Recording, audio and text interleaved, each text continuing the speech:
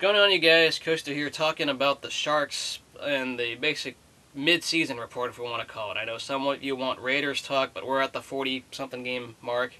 We're halfway to the season, and there's goods and bads, but let me just get down to it.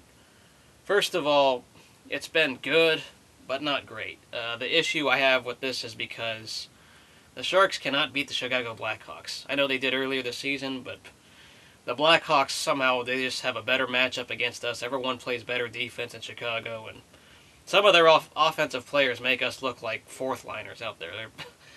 We just can't play defense or match up well against Chicago's players right now. It's not good, and that goes same almost for Vancouver.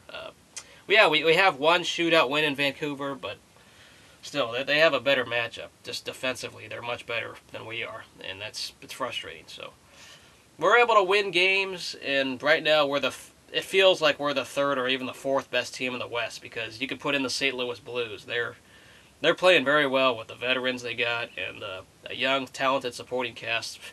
I had them as a playoff team last year, and this year they're really showing up big time. And who would have thought Brian Elliott would have a very good year? But yeah, right now, fourth best team in the West. Detroit, I think we can match up well with them, but other than that, the other teams in the West are much better, and the Sharks are going to need to really make a move or play better defense if they want to win the Cup. I don't see much right now in the Sharks that they can do it. I'm not convinced. Going on to the rest of this team, though, the top six are doing all right. I like what I'm seeing, especially Joe Pavelski and the top line. Doing well with Marleau and Thornton. They spread the points out pretty evenly, so if you're a fantasy owner, it may suck, but top six does its scoring pretty well. You got, of course, on the bottom or second line, you got Clowe. You got Logan Couture, who, no such thing as a sophomore slump for him. He's doing all right. Then sometimes you even get, it's weird, Ben Ferriero and McGinn sometimes will get those second line minutes as well. Martin Havlat, it sucks he's injury prone. When he started playing with the Sharks, he was putting up a point per game, and then he had a drought, and then he gets hurt off of a fluke getting on the ice. Sucks. I don't really regret that Danny Heatley's gone. I still don't really miss him at all. So, that awful contract. But I would have gotten something different in return if I was Doug Wilson. I probably would have gotten draft picks or prospects. I would have been willing to give up maybe 2 prospects and a draft pick if I was trading Danny Heatley. Because Havlat straight up right now, Heatley and Shadaguchi aren't doing much in Minnesota. They haven't impressed me, but because Minnesota's still ranked in the bottom 3 in goals scored. So this comes to show you their offense still sucks. They're winning games with defense and sitting on the lead. So, but more related with the Sharks, they're good. As I said, they can score, but defensively still having issues. The bottom 6, they're still not that good defensive forwards we're having. Michael Handzus is doing all right, doing well on the shootout for that matter, but Handzus still kind of struggling here and there, up and down player. Then you got Jamie McGinn, who's actually pretty positive. I like what I'm seeing from him. He could score goals a lot more.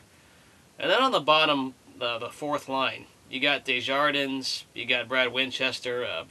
Desjardins and Winchester score a lot more than your typical fourth liners would. I don't know why they're actually scoring goals. That's good and whatnot, but they're, Winchester, it's nice to see he's providing the hits and defending his teammates, so that's always a plus.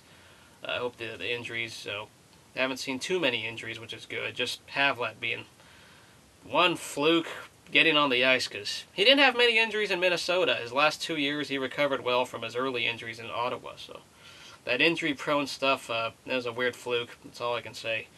Hope he gets healthy soon. I know he's out for some time. Going on to the defensemen, Dan Boyle had a rough start. He's played better as of late, and I know I should be patient, but he was playing with an injury, and he regressed big time to start the year.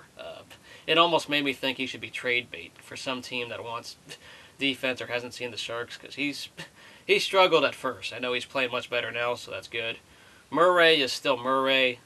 Brent Burns still provides that nice offensive piece here and there. Plus minus isn't bad, but yeah, Brent Burns provides that shot, and I like how he is offensively. It's good to see we have another one of those offensive defensemen out there. Pretty well weapon on offense, but can't say he's living up to the expectations with what we gave up. Still kind of pisses off when we gave up Charlie Coyle. I don't miss Setaguchi, I said before. Don't really miss him that much, but Coyle, that's gonna. I don't know. When Coyle starts playing in Minnesota, I'm gonna have probably a lot of regrets. That was supposed to be one of our top guys, and we gave up a lot for him. Uh, yeah. So Burns, decent player. He's still, time as time goes on, he should be better.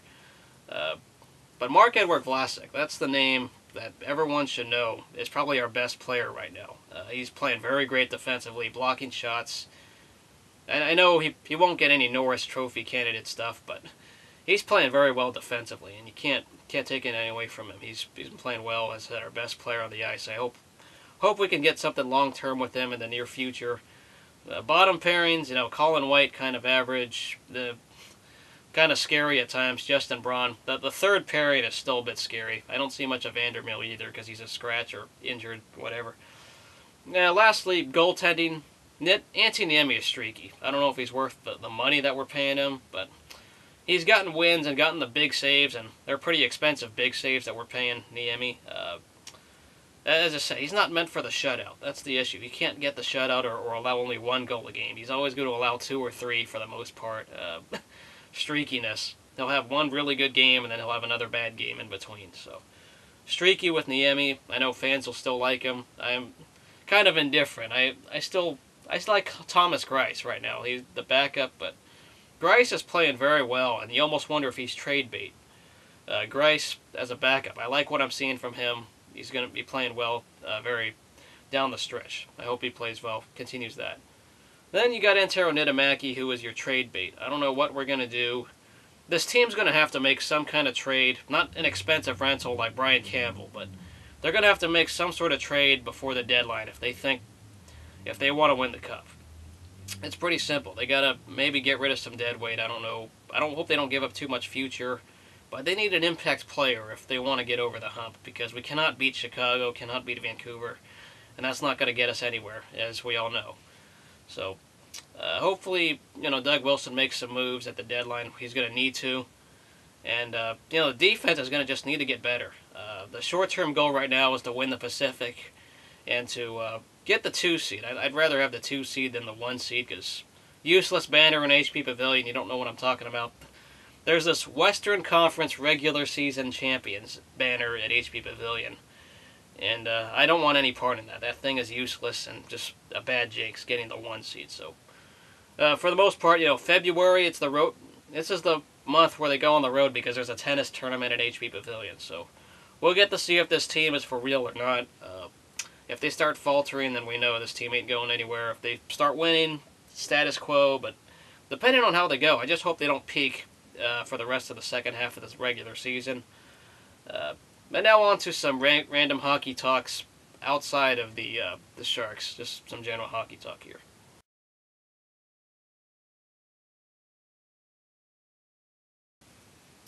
Now in the Pacific Division, there's been some ups and downs on all sides. First of all, start with the bottom. Anaheim Ducks, very disappointing season. I mean, they gave their Randy Carlyle a nice extension in the offseason, and then boom, he gets fired before 2011 ends. Sorry about that, but yeah, major disappointment right now. I know Bruce Boudreau can give them a run for all we know, but there's too much talent on that team. A lot of underachievers, not named Teemu Selanne. Very, very disappointing with what I'm seeing from the Ducks.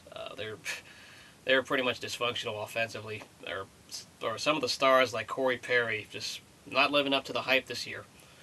Going on, Phoenix Coyotes. A lot of, that team's overachieved considering where they are. Most people had the Ducks and the Coyotes swapping places. People expect the Coyotes to be one of the worst 5 teams in the league. Right now, they're still competitive. Mike Smith playing very well, and that gives a lot of credit to Coach Dave Tippett, one of the better coaches in the league. So, Coyotes still competitive, playing all right. Probably won't make the playoffs, but at least they ain't quitting. They're pretty competitive for where they are with what they have. Going on, the LA Kings. Right now, so far, they're kind of a disappointment. I have a lot of people out there. I don't know, 60%. I remember a poll, like 60 to 70% of people thought the Kings would win the Pacific Division. A lot of people thought the Sharks' time is not done. I don't see it. I'm not impressed with the Kings very much at all. They have the only thing they got going for them is Jonathan Quick, the guy who's putting up some Vizina type numbers. Uh, the issue, of course, is the inability to score. They had to fire Terry Murray. Come in Daryl Sutter. Now it's like ex-Sharks people because you got Dean Lombardi, you got Daryl Sutter there. If you're a Sharks fan, you better know who those two people are. But yeah, now they come in. They can score a little bit more, but everyone, things have not come together. They're supposed to be much better offensively, and I haven't seen much from them at all. They have an inability to score more than 2 goals in regulation. And obviously you can't do that. Quick has just bailed them out, and he could carry this. He's carrying the team on his back right now. And lastly, of course, the Dallas Stars. The Dallas Stars are playing pretty well. I'll give them some respect. They've lost their best player in Brad Richards. They've made some nice under-the-radar signings here and there, such as Sheldon Souray, Michael Ryder, some veterans. Then you got a guy named Jamie Benn, who's actually been playing very well for them. Kari Lehtinen has also played at least respectable for the Stars, so they're in the mix. It could come down to the last day of the season for them. They're still on the hunt for the playoffs, and who knows what goes on from there. But the Stars pretty respectable from where most people expected them.